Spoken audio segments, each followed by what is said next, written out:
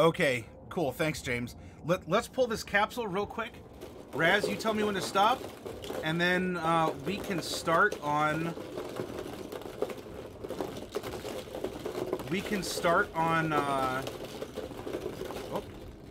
our second Rune Knight character. So we have a red cap for Raz, and beneath the red cap are 2 red creatures. Specifically, you have Cambions, half-devils. One has a weapon and the other is firing a spell. But both of them mean business.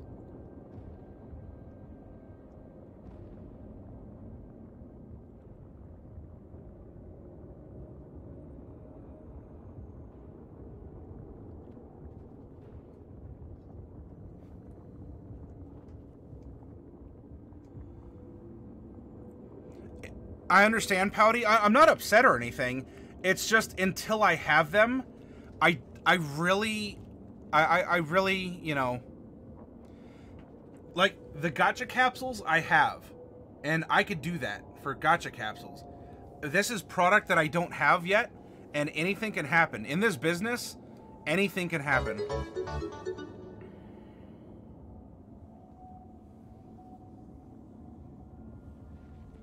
Oh, hey, Diadems. Thank you for the gift to Pouty Lips. And of course, all these fun emotes are getting spread around, too.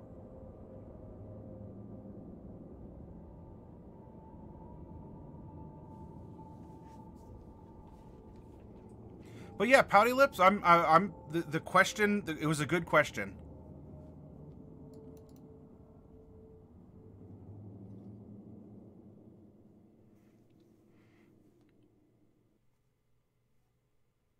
Diadems is one of the good ones. I don't know what the ones are, but he's definitely one of the good ones. Average Joe, if you haven't dipped yet, can you roll a percentile? I'm sorry, I kept you on hold there for a second. And then if you can roll 1D100 in chat, then you can get going to bed quick. I know it's late. It's 3 a.m.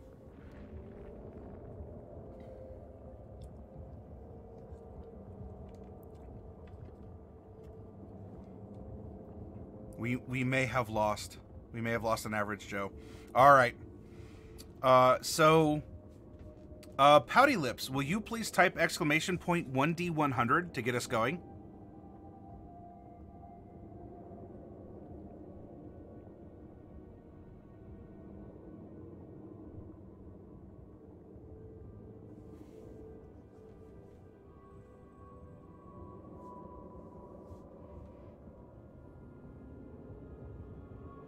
Oh, Average Joe, yeah, you need a 1.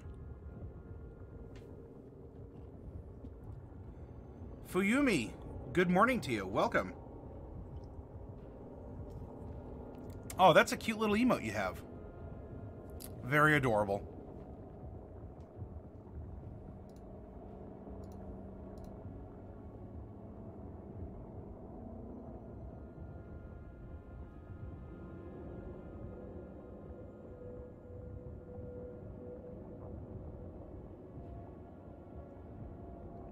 Stops on a 30. All right, so we have another female character. Now for our race source. I'll tell you what, Fuyumi, you came out of lurk mode for a second. Would you mind typing ! 1D10 into chat, Fuyumi? And help us determine which race will our second Rune Knight be. An 8. Fuyumi has given us a human. Hark, I'll tell you what, roll a d4. On a 1 or a 2, it's a standard human. On a 3 or a 4, it's a variant human. Alright, we have a variant human.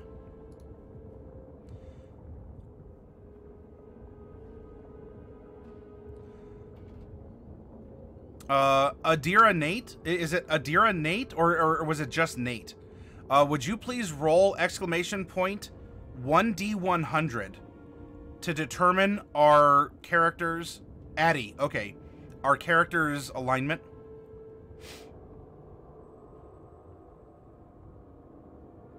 Yeah, Shlomo's like, power gamer. Stops on a 2, another lawful good Rune Knight. Okay. All right. I see where this is going. So we have a female human, medium-sized, lawful good. We're level 18, and we are a fighter Rune Knight.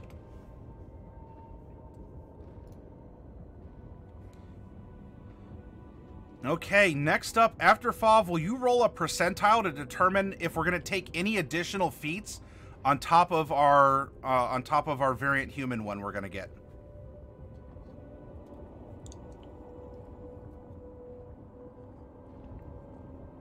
Fuyumi says human's good.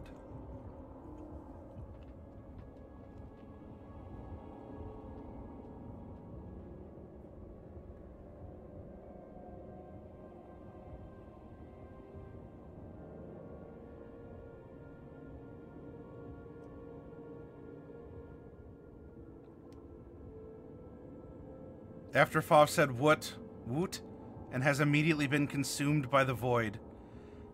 Adagio, will you please roll a percentile in chat, exclamation point 1D100, to tell us if we're going to take any additional feats? 67? Nope, we're going all ability scores. All right. All ability scores. Next up, Shlomo, will you roll 1D20 in chat to help us determine what our background will be?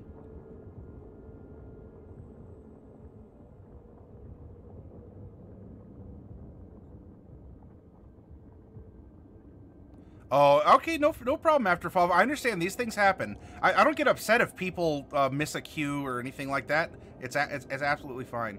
Stops on a 9. We have a guild artist, well, in particular, a merchant. So we don't so much make, but we sell. We sell things. Hey, Hypnotic. Sorry about last night. What do you mean?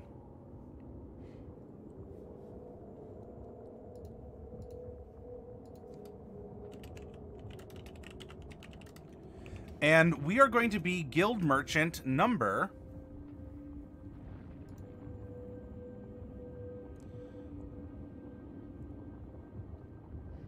let's see. Can I, Diadems, can you roll a D20 in chat, please?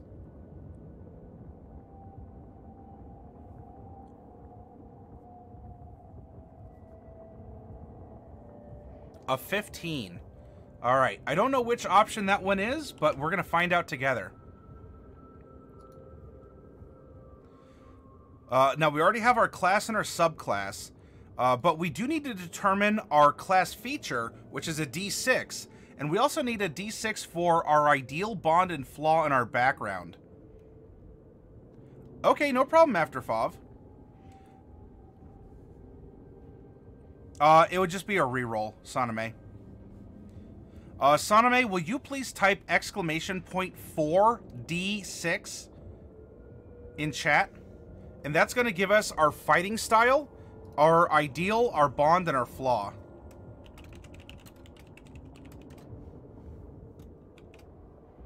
So that's number 3. And then we have 535 for our ideal, our bond, and our flaw. Excellent.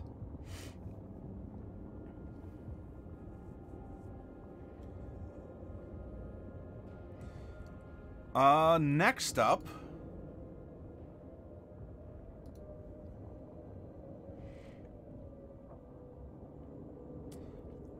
Hypnotic Gamer, will you please type exclamation point 1D100 in chat to show us where in the life cycle our human is?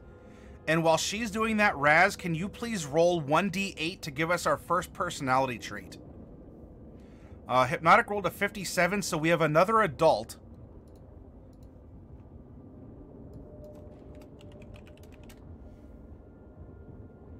And her first personality trait is number 2.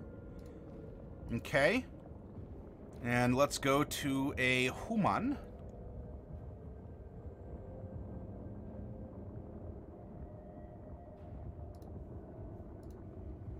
So that's going to be 18 plus 1d26. And so we have a...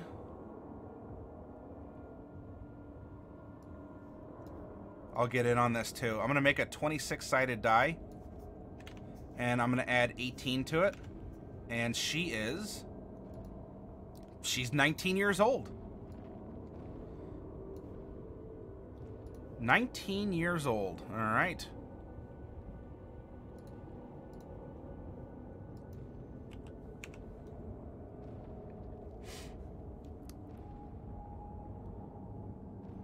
That's an anime. Yeah, I mean, she's almost beyond marrying age, Tesla. By the way, Tesla, would you roll a D8? Would you roll a D8 to give her her second personality trait?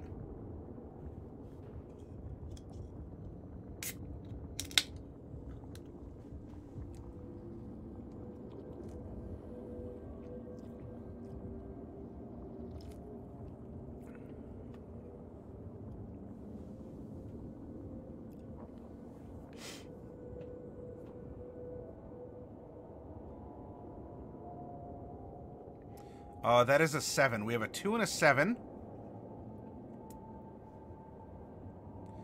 And now, she begins at 4'8". However, we're going to add 2d10 inches to her height. We can do this by rolling a percentile, but effectively the 10's place is one number and the 1's place is another number.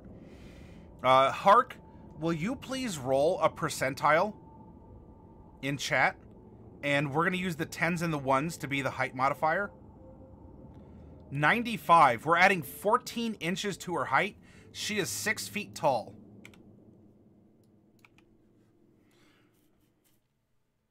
So now, there's a weight modifier. And whatever number we generate here is going to take the is going to take 14 and multiply it by that number. She's a tall drink of water. That's right.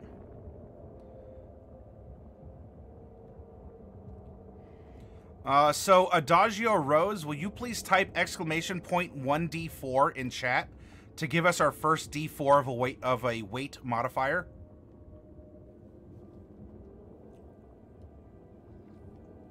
Three. Okay. And we need to add one more d4 to that number. And then we're going to multiply that by 14. And so, Addie, will you please type !1d4?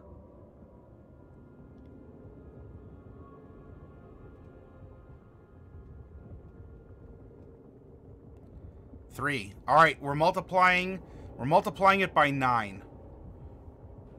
All right. No, 6. Sorry. I did 3 times 3. I was talking multiplication. By 6. 6. I'm smart. Yeah, it's... I done did gone and went got me one of them learned edumacations. Thank you. So her base weight is 110 and we're adding 84. So she's 6 feet tall and 194 pounds. And remember, that's just her. You know, it's not her backpack. Like, this is, ta-da, here I am. You know, she's in a comfortable, I mean, maybe like some, you know, shorts are comfortable and easy to wear. She's in like shorts and a nice seasonal appropriate top. It's like, hello, here I am. Pardon. Hi, you're a cat. What are we gonna do about that? Ma'am? Ma'am? No, off the keyboard. Thank you. All right, that's nice. That's nice.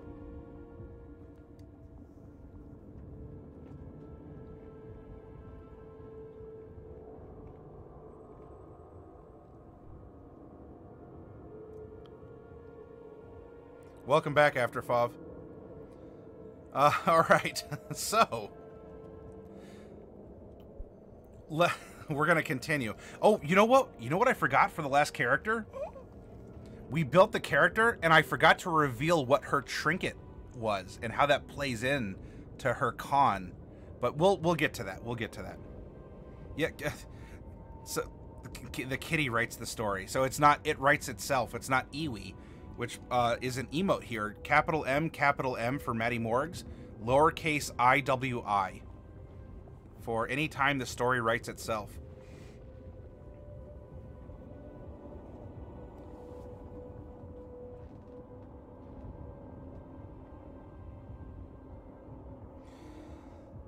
All right. Sorry. Hi, Cat. Yeah. You got me flustered there. Oh, now she's staring into your all souls. Oh, boy. We're going to bust open our player's handbooks for all of you playing along at home. We're going to Chapter 4 because starting with your personality, starting with your background is going to tell us so much about our character. Even more than the race and the class will. And we went with a guild merchant. A guild merchant. Now, the standard is guild artisan, where you make something. There is the variant where you're a merchant. So instead of an artisan's guild, you might belong to a guild of traders, caravan masters, or shopkeepers. You don't craft items yourself, but earn a living by buying and selling the works of others, or the raw materials. Your guild might be a large merchant consortium, so on and so forth. It gives you an option if you don't want to have the artisan's tools. You can start with like a wagon and a mule and navigator tool proficiency, since you have to travel from city to city. And so we can take that into consideration. So here we are. We have proficiency. Doop, doop, doop, doop. Let's move this over a little bit. We have proficiency with insight and persuasion. That's right, persuasion, because we want to convince people to buy our wares. Our tool proficiency, it can be a type of artisan's tools, though for more of the seller, we can go with the recommendation then that rather than proficient with artisan tools, you might be proficient with navigator's tools or an additional language. And instead of artisan's tools, you can start with a mule and a cart. So why don't we do that? Let's get a mule. And we can name the mule at some point in time. Mule and cart. And we can give ourselves maybe an additional language as we can go around here. So we are going to know as a human, we know common and one other. And then we're going to learn one other from being a merchant, because we have to go city to city and, people to people. And we're also going to get another one from an artisan here. Equipment. So we have the mule and cart instead of the tools. A letter of introduction from your guild. So letter. Ooh. Letter of introduction. A set of traveler's tools, or I'm sorry, traveler's clothes, and a belt pouch containing 15 guppas. Excellent. Now, the letter of introduction, it could just be a letter of introduction. It could be a symbol that shows that you are a member of this particular guild, or is some, it's part of like a merchant's language along the way. And something if your DM doesn't want to just give you a trinket, this is a very good place where instead of just a plain old letter of introduction, this is the symbol of introduction. This shows, like in Phoenix Wright, how he has the attorney badge. This is your merchant badge. So your guild badge is trinket number something or another. Kevin, will you please type exclamation point 1D100?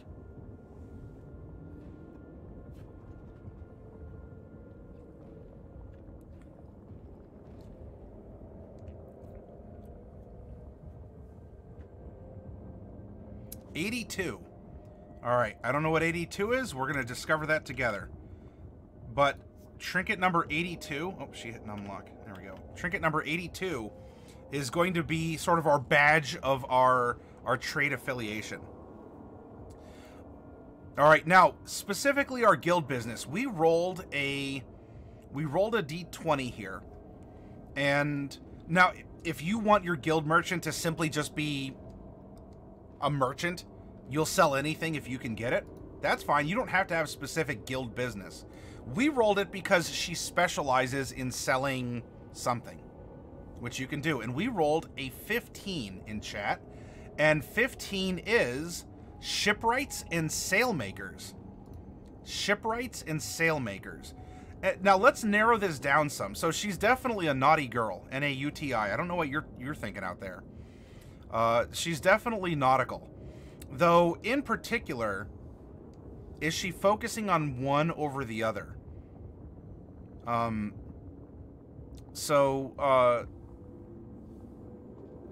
Fav, if you're connected again, can you please roll a D4? On a 1 and a 2, she sells to shipwrights. On a 3 or a 4, she primarily focuses on sailmakers.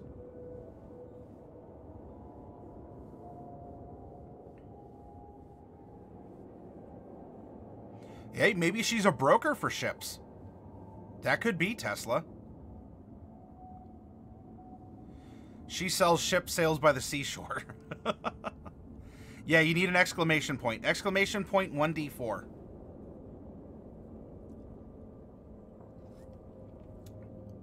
Yeah, hey, Tesla, she could be a power broker in that case. Stops on a 2, so shipwright.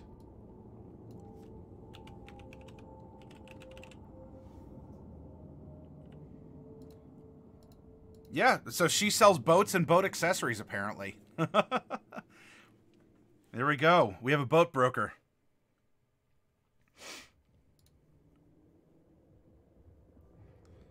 Now, our guild feature is guild membership. Oh, so she has a card to the yacht club. Oh my. In a sense, Hypnotic, yes. She has a guild membership, so she could be a part of the yacht club, or she's part of you know how like real estate agents are realtors, and that's their group. She is a ship broker, or a contractor even, where she'll buy used ships, turn them around. You know, she gets the fixer uppers and flips them. But yeah, I'm very comfortable with this idea. I really like it. So as guild membership as a, oh my goodness, this is a very good background feature. It can get you monetary influence, political influence, social influence. I mean, even if it's not a ship, because of course, you know, trade and sailing happens often on ships, but look at some of the other options. I don't know, let's say for example, you got cobblers and shoemakers. Are you telling me that people don't wear boots? Even sailors? Or other travelers?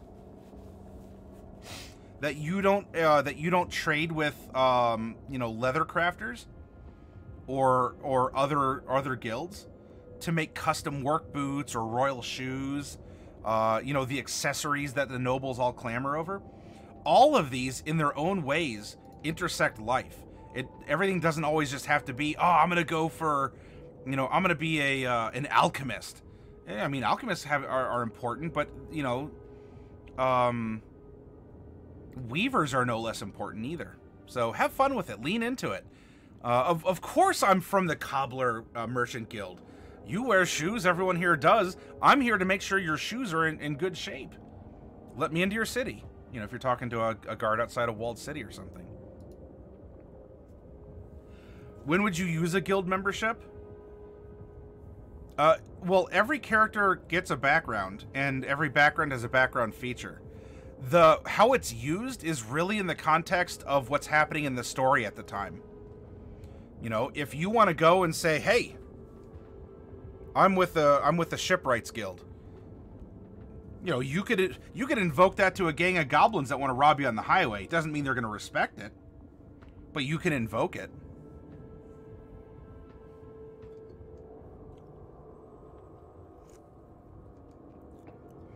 All right, now what about her personality? Her personality was rolled to be 2 and 7. Oh, Kevin, absolutely. And Kevin, what you're going to find is through D&D, you are going to get you're going to get effectively like associate's degrees in a lot of different sciences, including economics.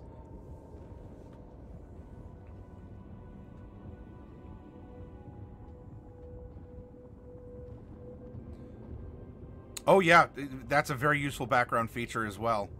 And it's great for DMs to just pick it up and work with it. You can create some tense moments and then resolve them in a natural sense. All right, so what is personality trait number 2? I'm a snob who looks down on those who can't appreciate fine art. Pardon. Now, is she looking down because she's 6 foot and people are smaller than her? Is she looking down because, you know, maybe she thinks that people don't understand what goes into making a ship. They just expect it to be there to float and to always get there safely. And she's actually, you know, very passionate because she realizes people lose their lives on ships, not just the sailors, but the passengers or the cargo. And so, you know, she could be an art snob, or she could also be just that, I understand the working man. I'm all for the boys who are making my ships. And if you don't respect the art that they're doing, they're pounding nails into lumber. Yeah, they are. But that lumber is taking a beautiful form. I don't know, maybe she puts herself as like the figurehead on the bow, you know, so like she's there, it's strong for all to see. But she could look down in that sense, if we want to make her haughty. You just don't understand flotation. Or she looks down on people because they say, oh yeah, that's a nice boat. That's a ship, and that took 2 years to build. Yeah, it's more than nice. You know, she gets feisty. She gets passionate about her work, her designs, her laborers, you know.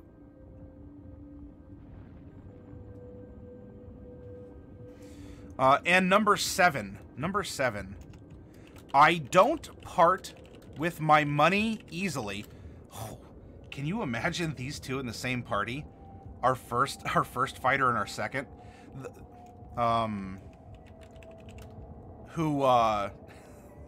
One just spends money like it's going out of fashion and the other hoards it like Scrooge McDuck.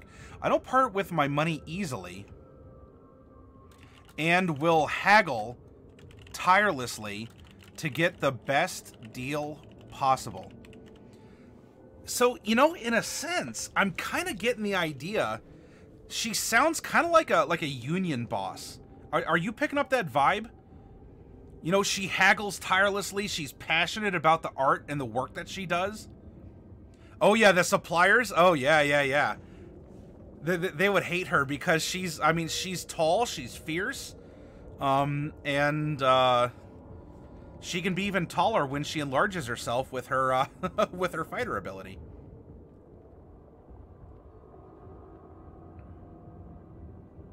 Oh, after FOV, yeah. We have a maritime museum here in town as well, and there's some. It's beautiful. The drow tried to learn info about the So wait, Shlomo, are you saying that this human is the target that the drow like tried to seduce or swindle money from and failed? And so if our current fighter learns the identity of our other fighter, that could cause sparks? I love it. I want a script on my desk in 2 weeks, Shlomo. I'll greenlight you for 8 episodes. 12 if I'm really convinced.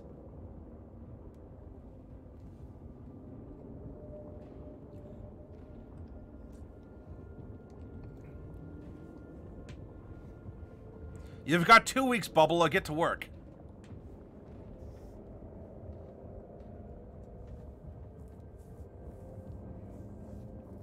Adagio Rose is supposing She's a shipwright for a pirate band.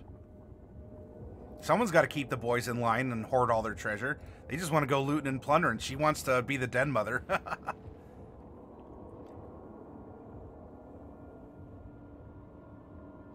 All right, Tesla. I smell buddy comedy. Yeah, like Merchant Marines. Yeah, yeah. Her ideal is number 5. People. I'm committed to the... I've... she's definitely a union boss to me. She could be different things to you all, but she's definitely coming through as like, you know, kind of that Rosie the Riveter. Like I believe in my boys. I'm gonna struggle. I'm gonna work hard for them. Get the good contracts.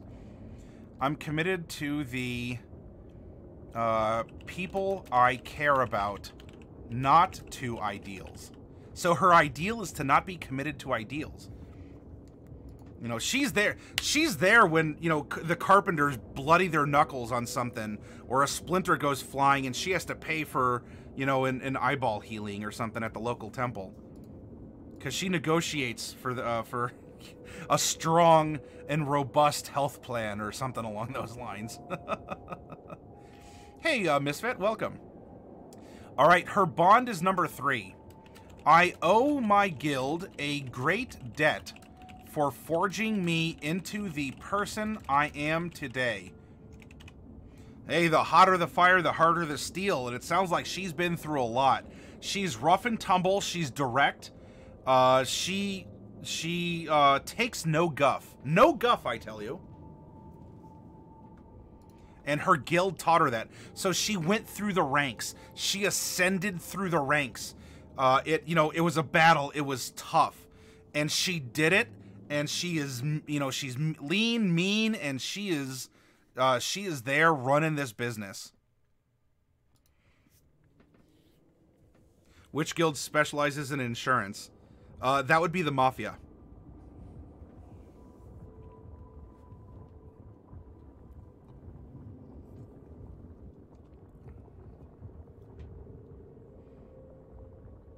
You don't want that I should have to burn down that magnificent ship now, does ya?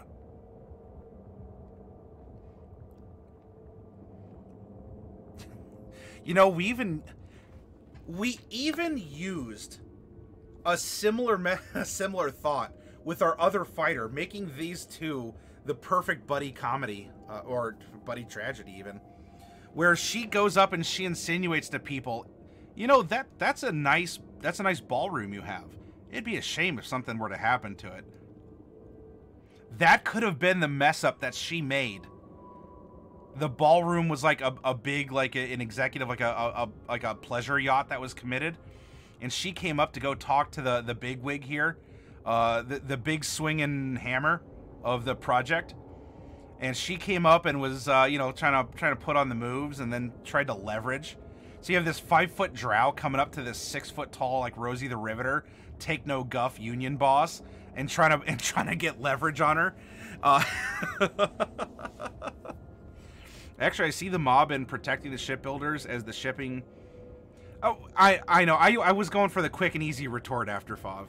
Now you have to bring common sense into this. Great, my Rune is immersioned.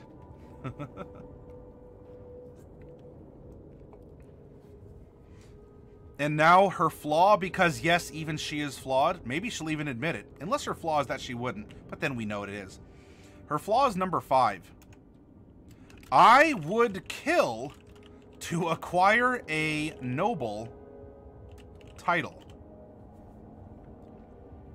Would she literally kill?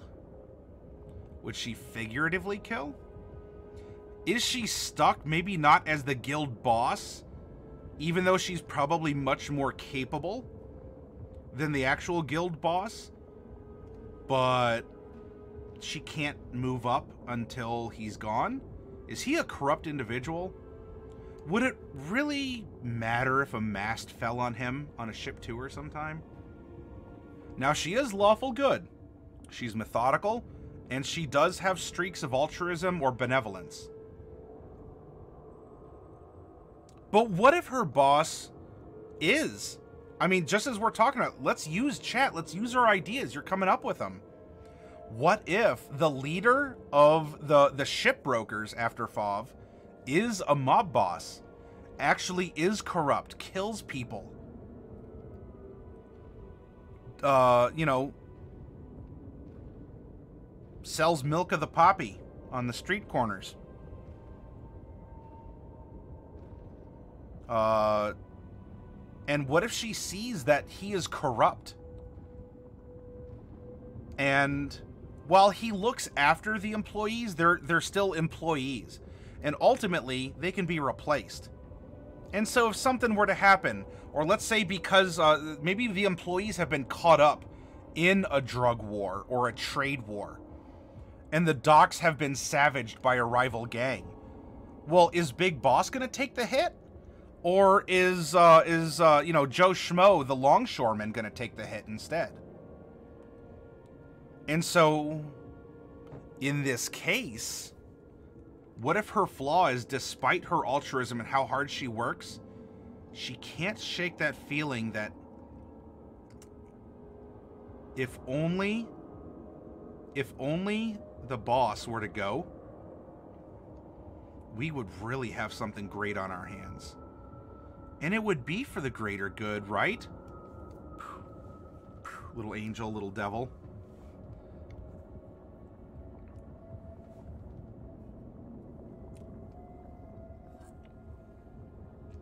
Things change, right, Kevin? Hey, West Riverette, welcome. Mob is leaning on her employees to get her cooperation.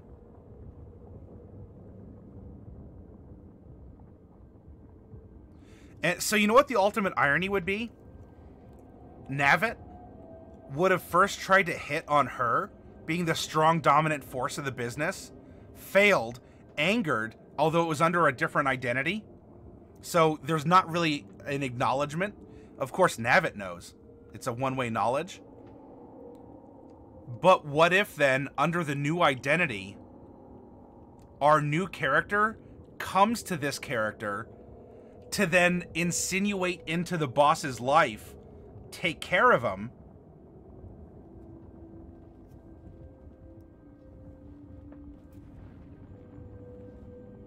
Iwi.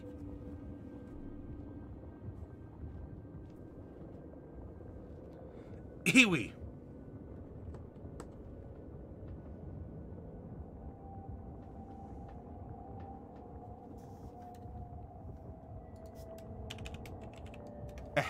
There we go.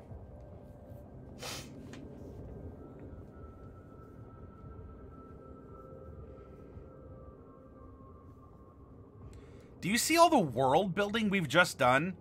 And I want you to take a look. And Kevin, as a newcomer to D&D, look at everything that we have just done. Capital M, lowercase I-W-I.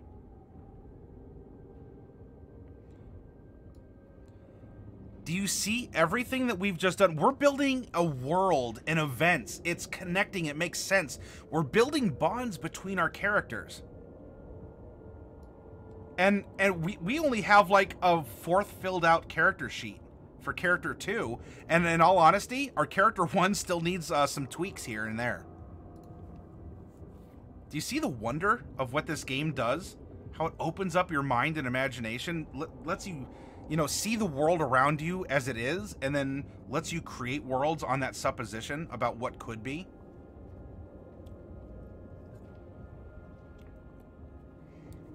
All right, so now we know our character. Our character has character. Now we can make her a human. Now we can make her a fighter. But before those, I argue we already have a character made up.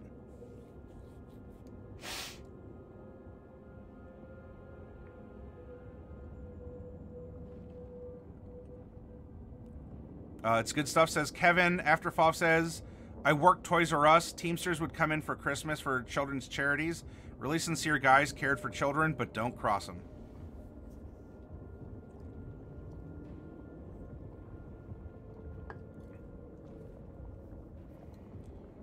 All right, now as a human, yes, I am a human. Variant humans are going to get 2 different ability scores that are going to get a +1. And then we're going to gain proficiency in a skill of our choice. And we'll gain a feat of our choice.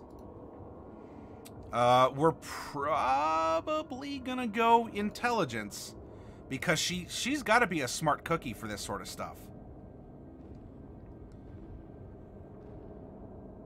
And as for our skill, let's see, we already have insight and persuasion.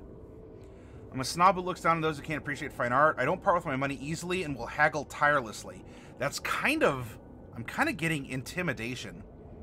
I'm committed to the people I care about, so she'll fight down. I owe a great debt to forging me to my guild for forging me the person I am today. She'll fight for her guild. And I would kill to... I don't know. I'm definitely getting intimidation vibes from her.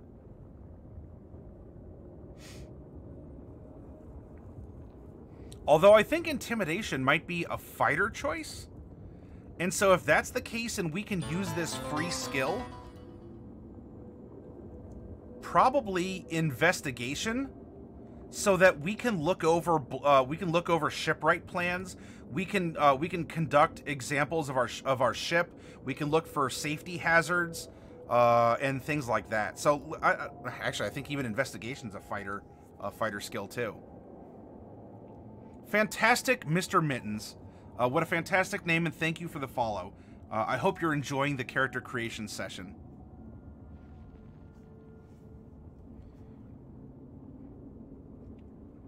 And, we can go with strength. We can go with strength. You know, she'd probably be,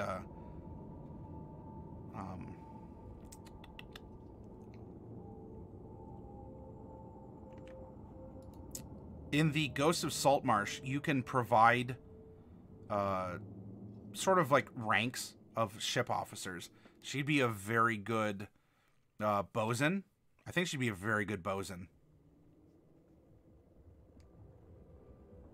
Well, I'm glad. Is this your first time going through character creation, or is this simply a different way of approaching character creation that perhaps you haven't considered before, Mr. Mittens?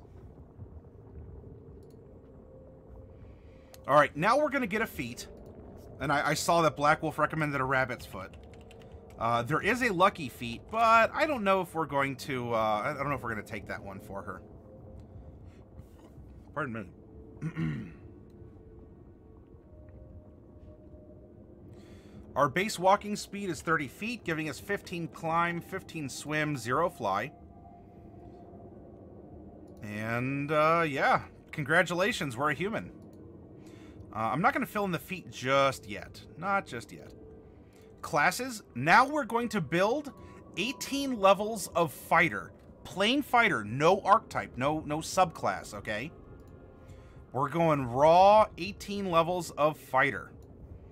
So our proficiency bonus is a +6. Our hit die is a D10, and we have 18 of them. Coincidentally, we're an 18th level character. Coincidence? And of course, you can use your hit die anytime you rest to provide a natural source of recuperation, of healing, so you don't need to always rely on magic or potions or the like. We are proficient with all armor and shields. We are proficient with simple and martial weapons. No tool proficiencies. Saving throws, strength, and constitution are going to be our proficiency, so we're going to fill in that we're going to add our proficiency bonus here to otherwise what would just be our ability modifier. And if any of you are new to this and you need me to slow down or explain something, please ask in chat. Skills. All right, choose 2 from acrobatics, animal handling, athletics, history, insight, intimidation, perception, and survival. Okay, I think we said that intimidation, she's very intimidating. Intimidation is going to be one, and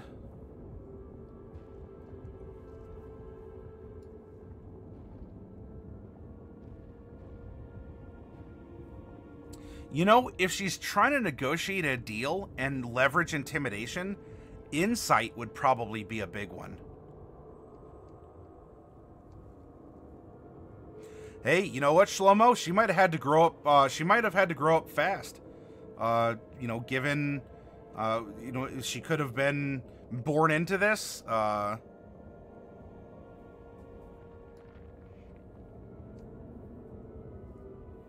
Well, so what about, consider this, Adagio. Is the appreciation of art based on perception? Or is it based on the feelings that the art gives you? The feelings of completion, satisfaction, color, and balance. Because perception is just, you know, sniffing, touching, looking.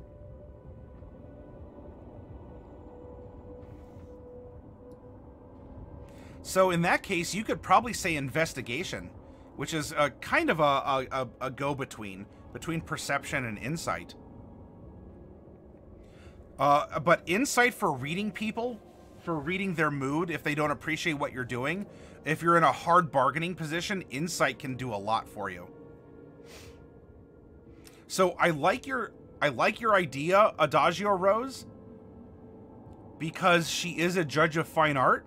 I don't know if perception, though, is going to be what determines the art. Now, she already has insight. She got insight off of being a guild merchant here. She has investigation, so it, you know, we could offer perception, but I don't know, something else is still really... Something else still seems to be calling. That could be history. It could be history. It could even be, if she's a shipwright, or, you know, at least she you know, works and negotiates, it could be athletics. She does her fair share.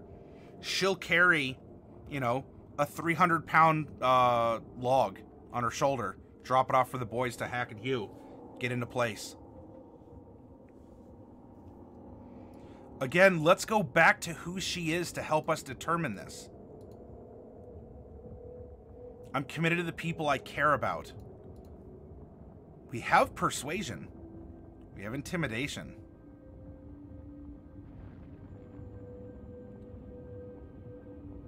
I don't part with my money easily. We're very shrewd. Well, we have insight and investigation to help out with that. I would kill to acquire a noble title. You know, if a sail were to accidentally fall and smother someone who I don't like and is running this business into the ground. A sandbag. Oops.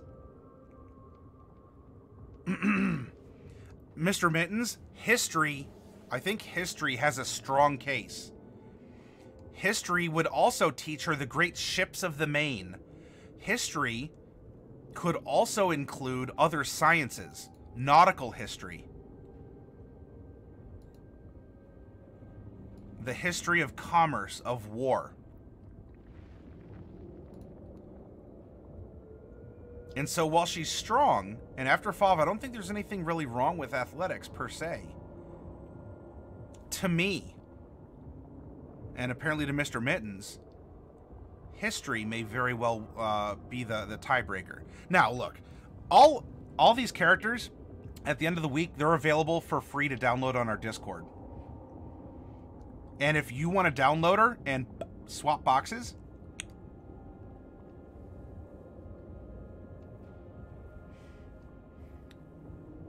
Mentally, hello. She's level 18 fighter at 19 survival. Well, if she's been a part of a guild, I don't know if she's really had to fight to survive. She's been working her whole life. She's been buying food and drink. She's been buying clothing. So I don't know if she's really had to survive in the wild to find you know, streams, to hunt birds and things like that, to track people. But again, if you want her version to have survival, give her survival. Yeah, weird that. Isn't that... Yeah, weird that, huh, After FOV? History would also explain the cost for the guild to train her. Proper education is expensive. Yep. And we have history and investigation. She has a sharp mind. Excellent. All right. So we have our skills. Our equipment, I'm not worried about this. I don't know. I don't know. Her armor is something. Now, her fighting style is also going to be dueling. So we're most likely going to have a shield in our offhand. So it's whatever magic armor or something she's going to have at level 18. I'm not going to presume to predict it. So, you know, what weapon she has, I'm not too worried about that. Because what we're going to end up doing here is just put, is she wielding a weapon with strength? It's going to be plus something. Is she wielding a weapon with dex? It's going to be plus something. So she's getting bonus damage off of dueling. She is going to be able to have a second wind. So she can recover in combat. She is going to have an action surge. Ooh, I forgot to put action surge on Navit here.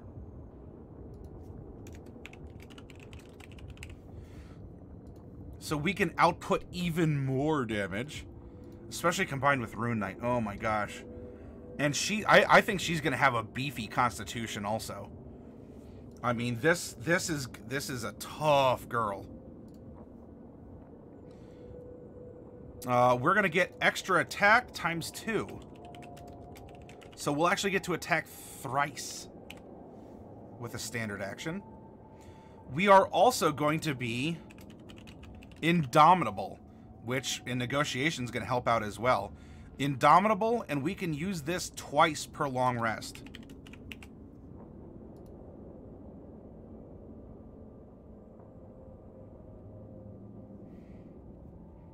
And there we go.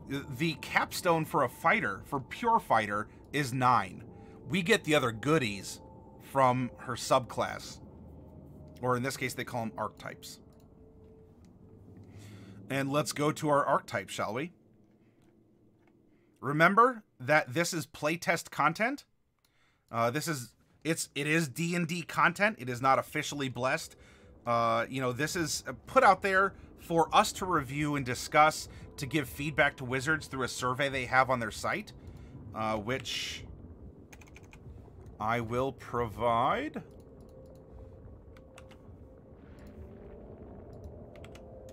There we go. Provide here. So we're going to get some bonus proficiencies. We're going to have Smith tools.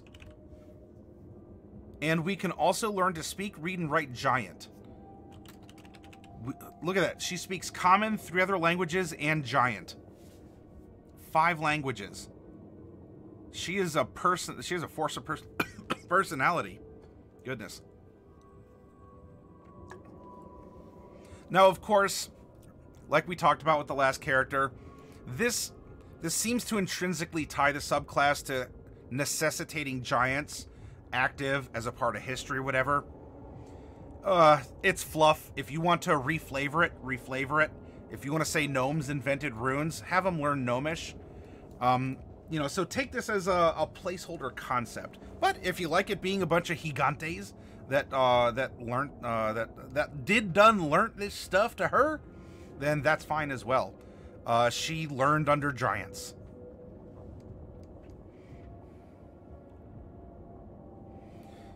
She will, yeah. It's very character appropriate. It writes itself, everyone. Iwi. Now, she is going to learn some rune magic. And these are kind of like, they're almost like invocations. But they're invocations that mimic cleric domains or wizard schools. So it's an interesting, I'm a little bit of everything, because I'm also a barbarian as a fighter.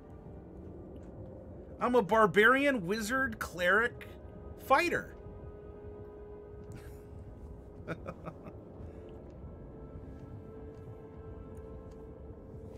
It's fairy tale, but instead of her being a dragon slayer, she's a giant slayer. That can work into the overarching world building. You know, if you were going to run a game for these characters, absolutely, Black Wolf.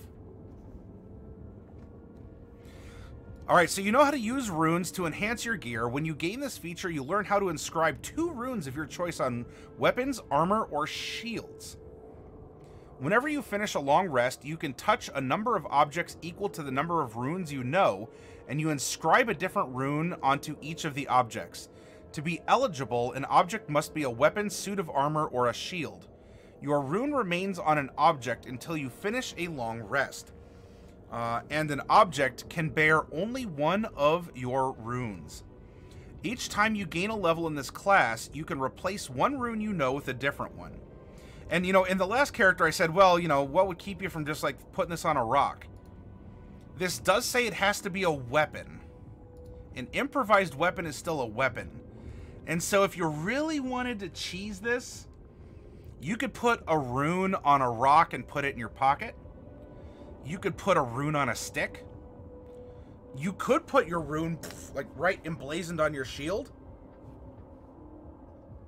And, you know, and march in a runic sword and a runic shield. You got a rune on your helmet. Or, you know, again, because the way it's written, and you're a fighter, you're proficient with all, you know, it doesn't say you have to be proficient with it. It just says it has to be a weapon. Could you cheese it and just put a rune on, you know, something in your pocket? Sure. I suppose, but your DM might say, come on. I'm letting you play a playtest class, subclass. Don't do this to me. Your rune remains on an object until you finish a long rest, and an object can bear only one of your runes. Each time you gain a level in this class, you can replace one rune you know with a different one. So you have spell swap ability like fixed list casters, sorcerers, bards, warlocks. Rangers. Rune options. Here are rune options for the rune magic feature. And these are magical effects, so they can be dispelled, etc. DC is proficiency plus intelligence. So intelligence is important. You know, could you make a low intelligence rune knight? Absolutely. You can. You know, intelligence isn't really... It's to save against some of the effects. But a lot of things don't really have a huge requirement for that. A couple do. So you could easily play a high intelligent rune knight or even a low intelligence rune knight, and you would still be pretty mechanically viable. A runic dart, yeah. Whoops, dart in your neck. So there are six different runes.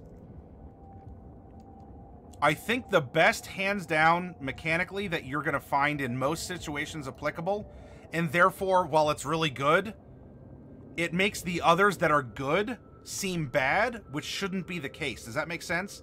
Because the one is really good, it makes the good one seem bad instead of seeming good. The Hill rune is, in my opinion, I know Shlomo thought it was the best as well. I think this is the best mechanical rune. I mean, you're a better barbarian than a barbarian with this. Ild is a damaging rune, and also it's in the first paragraph of each, and I'll urge you to go to the link above to, you know, to read these. I don't want to get into too much detail on this character build, but they have some kind of like a role play. It'll modify your skills or things like that. You'll get like a role play feature, and you'll get a mechanical feature.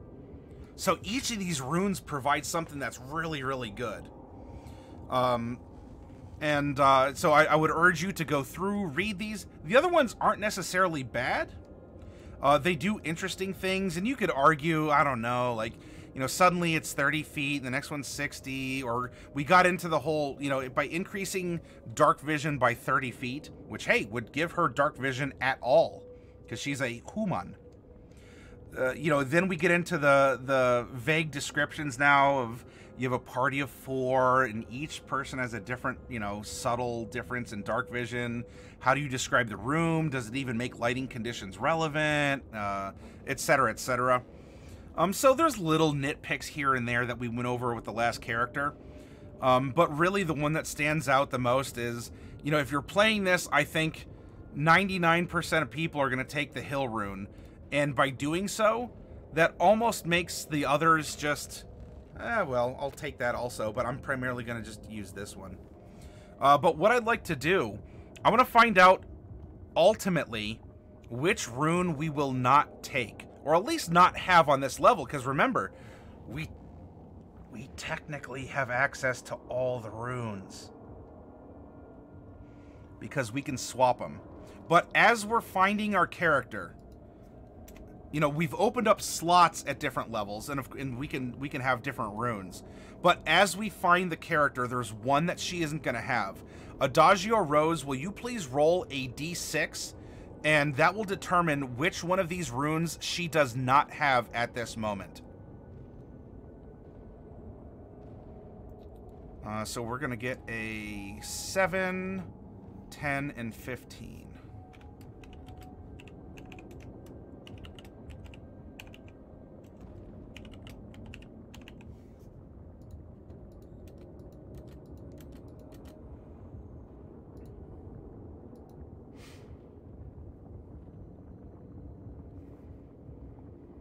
Oh, hopefully Rose is still here. So I'd urge you to read through this. In addition, at level 3, we're also going to get Giant Might. Uh-oh. Fantastic Mr. Mittens, will you please type exclamation point 1d6? Giant Might. This makes us a better barbarian than a barbarian, as a fighter. That has better defenses. Stops on a 3. Okay.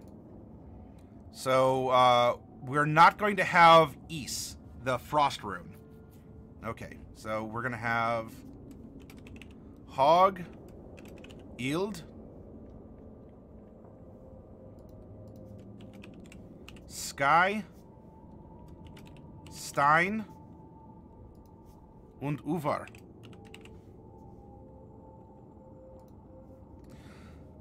If you're smaller than large, you become large, so we can embiggen ourselves. Think about that. We're at a contract negotiation, and we're across the table, and, you know, like, we're leaning across the table. I mean, probably, I don't know if she's the type that would use her assets in that regard to, like, kind of lean over and be like, hey, distraction. You know, but she, like, leans over the table, and she slams, she's like, you don't understand. Like, and she grows to a large size. We're gonna get this contract at 3 gold per day. Per person. You have advantage on strength checks and saving throws, and your weapon attacks deal extra damage, which means that on crits, you are also getting bonus damage dice, which makes you better than a raging barbarian who crits in that regard. Yeah. And you can use this feature twice. Giant Might, 2/long rest. You have meddled with the primal forces of nature, Mr. Mawson, and I won't have it! Slam, slam, slam. We're going to get defensive runes. You learn to invoke your rune magic to protect your allies. So what this means is, as a reaction, we can cast, effectively, the shield spell every turn. No spell slots, just shield, shield, shield, shield, shield, shield, shield, shield, shield. All the time. All shield all the time. This subclass, it's cool in concept. It's really overpowered, in my opinion. Defensive runes. And we're also going to have Great Stature. The magic of your runes permanently alters you. So we're gonna, when you gain this feature, roll 3d4. You grow a number of inches. Oh, you know what? We gotta grow a number of inches on our drow and on our human. You grow a number of inches in height equal to the roll. Moreover, the extra damage you deal with your giant might increases to a d8. Plus, so this is now plus 1d8. And we learn a new rune magic. So we need to, she's already a big girl. She's gonna get even more swole and or thick and or tall and or whatever. Her dimensions, we're going into character creation, the sliders are just gonna go whoop, Now she's Itsuka Kendo from Boku no Hero, embiggening her hand when she slams her fist to emphasize a point. Alright, to make things a little quick, I need to roll 3d4. This is going to be for our drow. We're at it. She's still a shorty. She's only 5'4" in her giant drow form. I mean, that's not the large size. That's just, she bulks up because of this giant influence. So we're actually going to go back here and plus 4 inches. And then one more time, and we're giving our 6-foot girl 6 inches. So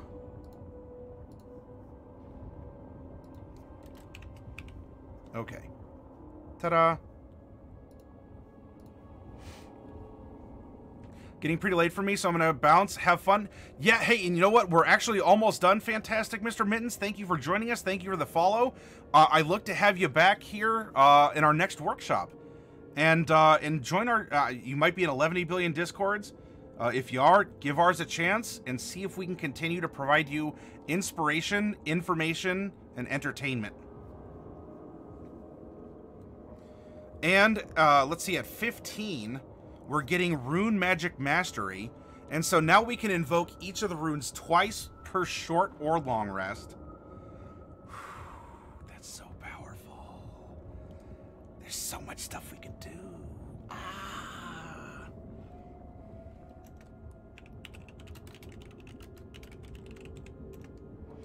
And lastly, we have Blessings of the Allfather. Meaning that we can make someone else just as swole or as dynamaxed as us. Alright, Daily. Have a great night. Thank you for joining us.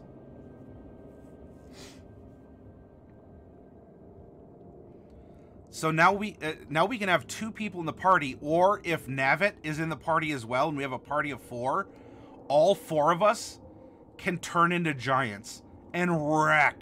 Oh my goodness. Oh my goodness.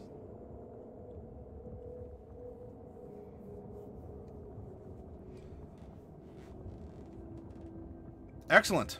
Well,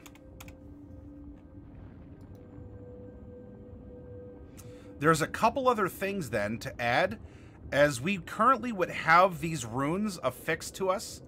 I'm going to add a couple quick notes. So for Hog, we have poison resistance, and we also have advantages versus being poisoned. That's a kind of our role play, although that does also go into more of like the mechanics. Ild is going to give us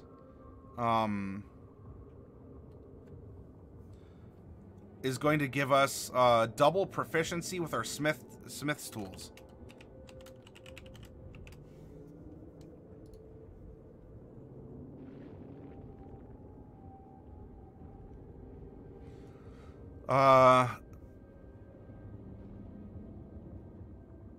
We skip East and go to Sky. This rune's magic emulates deceptiveness, so we get advantage on sleight of hand and deception.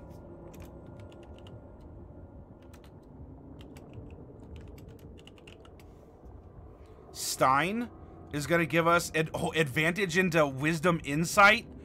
Whew, she's going to be taking no crud from no one. My goodness. And we have dark vision out to and we have dark vision to 60 feet. Dark vision to 60 feet. And this is going to give us advantage on insight.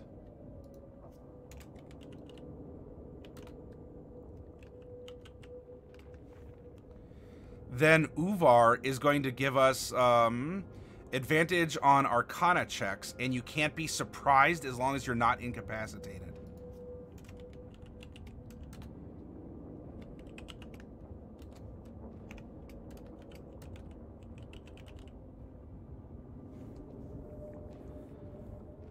No, you're fine after Fov. You're fine. Oh my goodness. She's very well-rounded in almost every way. Her mind, her body, her like her experience, her offensive capabilities, defensive capabilities.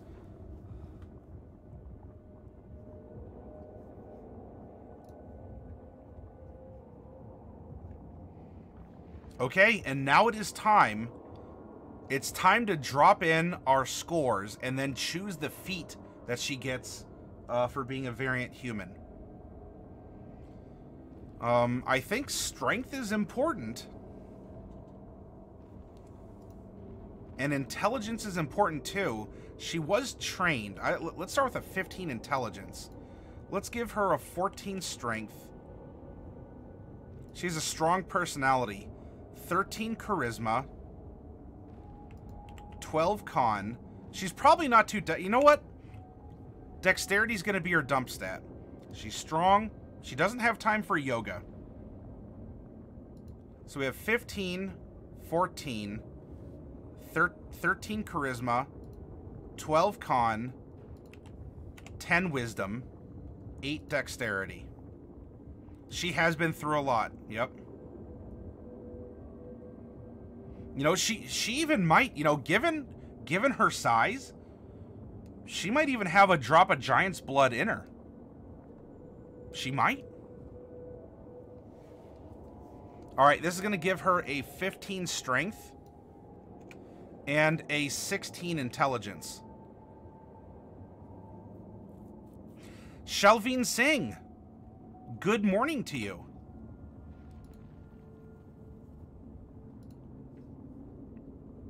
Hi, hi.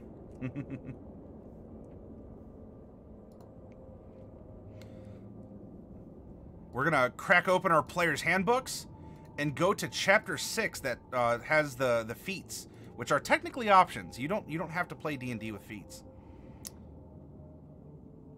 And which feat would really suit her? We could just go, we could be insane and go linguist. Increase your intelligence by 1, and you learn 3 languages, and you can create written ciphers that others can't decode, which could actually be very good for her. You know, and also increasing her intelligence would have a good mechanical effect as well. So giving her a linguist would be good. You know, this could be good for her as a boss, as kind of a boss in a shipwright yard as a negotiator. This would also increase her intelligence. She'd know her direction. She'd know the time of day all the time.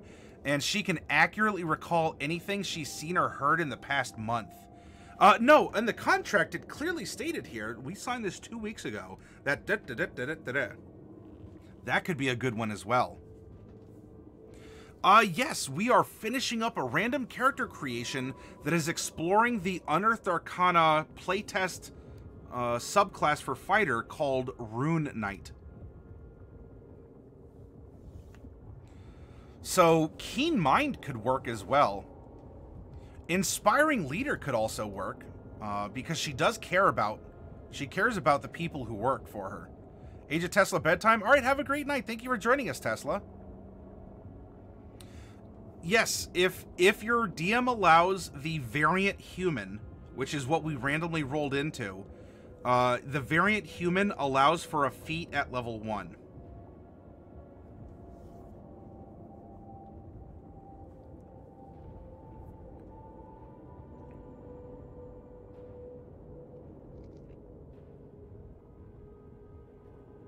Now, Observant would also be a really good trait for her to have, especially because she can speak so many different languages, and she gets a bonus to her passive wisdom, or her perception, and her passive investigation. So to inspect contracts, to inspect ships, to make sure that she... hey, sorry, I have a cat off screen here. Ma'am, you're not supposed to do that. Okay. Thank you. So Observant could be a good one for her as well. Yeah, again, when you're going over contracts and you're trying to bargain. What would be another good one for her here?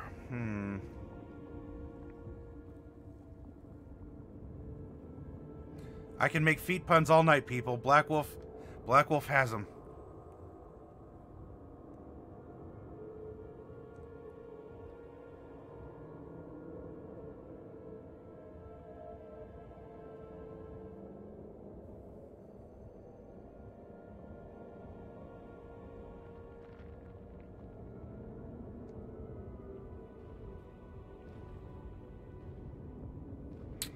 Shieldmaster could be interesting, but I don't know. Like,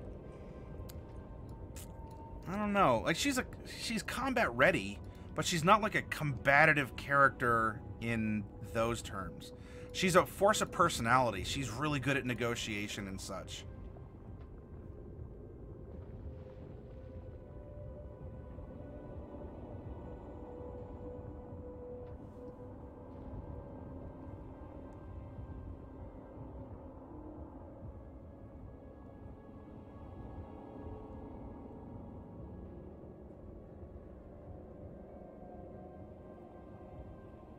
Athlete could be good. That would give us effectively a climbing speed of 30. You could make a running long jump or a running high jump after moving only 5 feet. It would increase our strength or our dex as well. You know, if we didn't take athletics, this could be a way to kind of effectively have athletics as a proficient skill. I'm a snob who looks down on those who can't appreciate fine art. I don't part with money easily. I'm committed to the people I care about. I owe my guild a great debt. I would kill to acquire noble title. I'm liking the more intelligent. She is a very keen person.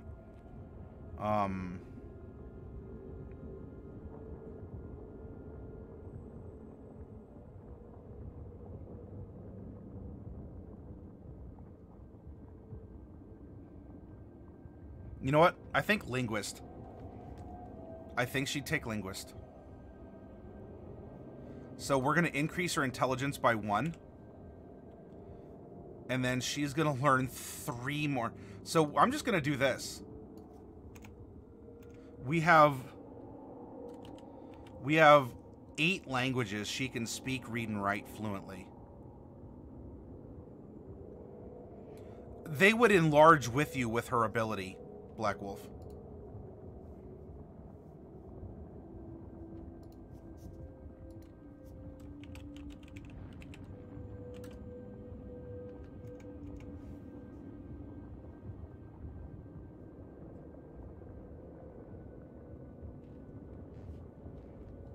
Possibly with the right setup and an open-minded dungeon master.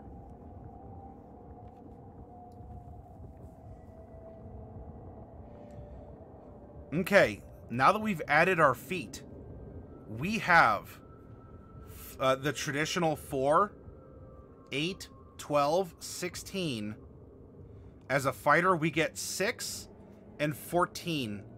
And all of these, so we're going to have 12 points to put into her abilities. 12 points.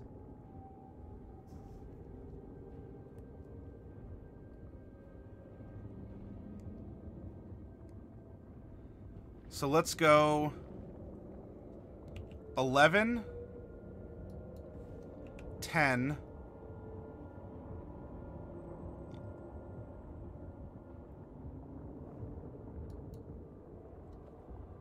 8,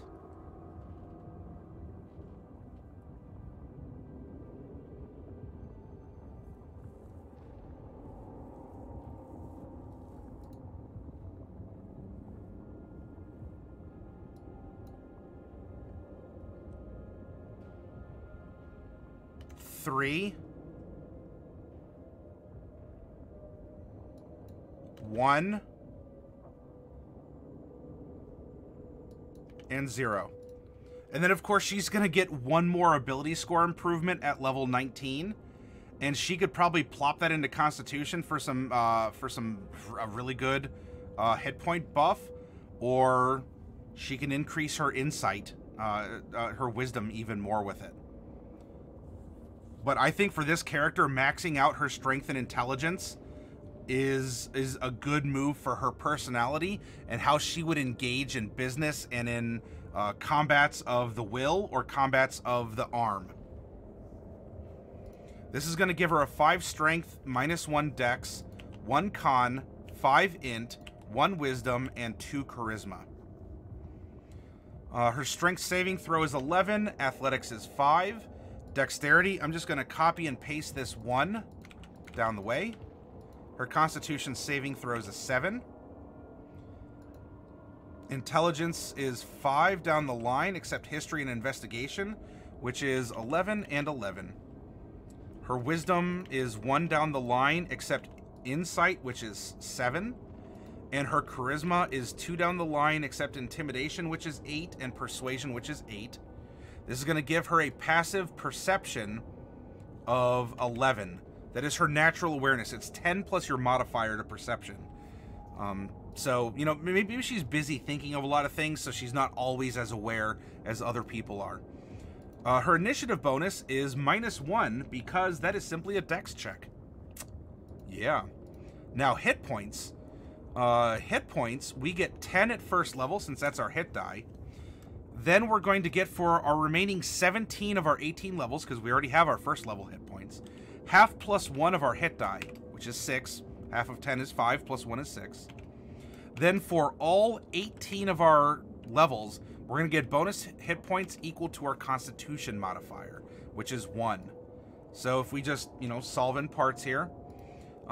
So we have 6 times 7 is 42. 4 plus 6 is 10. So this is 120. She has 130 hit points, and this is going to go a long way. She has a high AC. She has damage reduction, and she has ways to replenish her own hit points. She's going to be fine in combat, which the Rune Knight, ooh. You take one of these into like a min-max power dungeon, my goodness. You got survivability.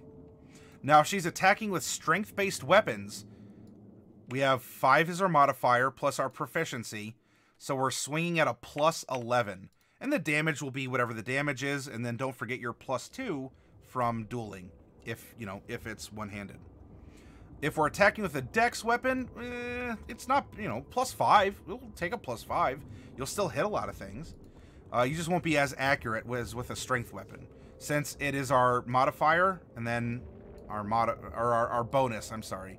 This is our modifier. Modifies a number. This is the bonus that we add on top. So we get a +5 from that. We have no spells. Nothing to worry about there. If you want to put, in place of spell, the difficulty class to resist our runic effects, however, is intelligence-based. And so that is our modifier plus proficiency, so that's 11. Plus the floating 8, it's always 8 to add in to your attack bonus. So this is just a DC to save, because we don't attack with our runes; they just provide effects. So it's more just like a save DC versus, we'll just put like rune or something here.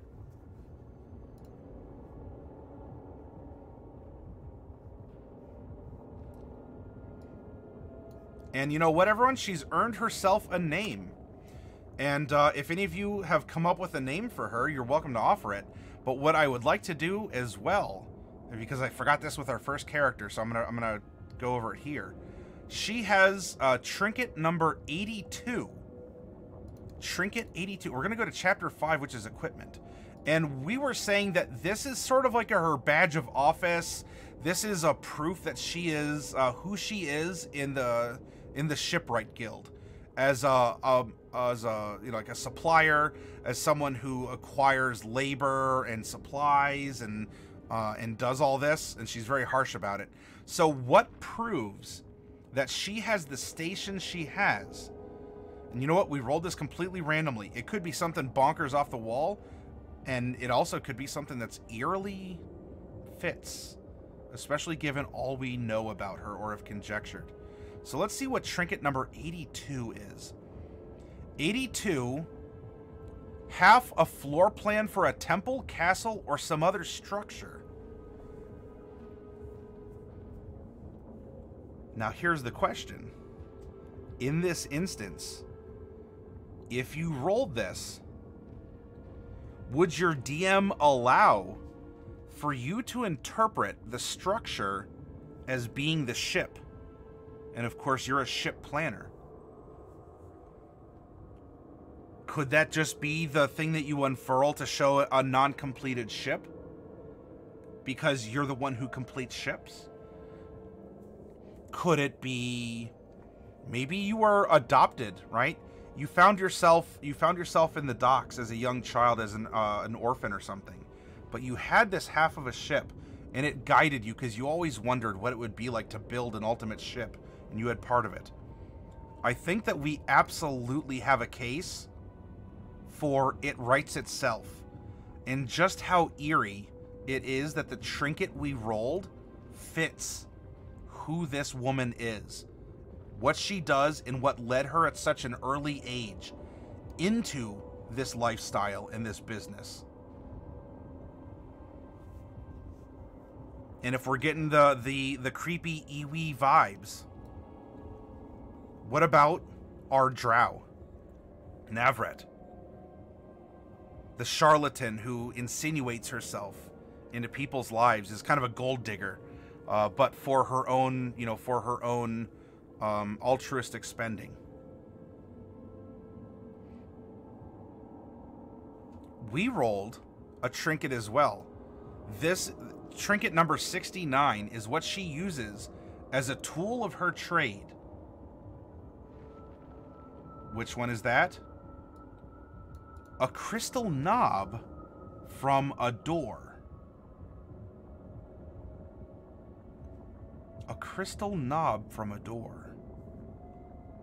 Something perhaps like almost a skeleton key that can open any door after she's gained entrance to the mansion. After she's told the boss, yeah, go take your time in getting things shut down. I'll be in your office waiting for you. And of course, the boss goes thinking that he may very well, he's given her the raise. And while he's gone, she takes the crystal doorknob and an ancient design, exactly after Fauve. Yeah. And of course, the crystal doorknob can also be a sign of wealth and influence. If you're an aristocrat. Like, oh, I was just going to get my door repaired. We have 11 billion of these in our mansion. Or as an urchin, you prove yourself, right? Yeah, I snuck into the mayor's mansion. He has about 11 billion of these on all the door. And you like flash the crystal doorknob. And the person says, you got good street cred. All right, I'll let you into the boss's room. Good. Good. Yes. Take me to your boss. Ooh woo. Our trinkets absolutely support the characters we randomly rolled with a randomly rolled trinket. And so I submit for your approval the Midnight Society, although we're way past midnight. It writes itself.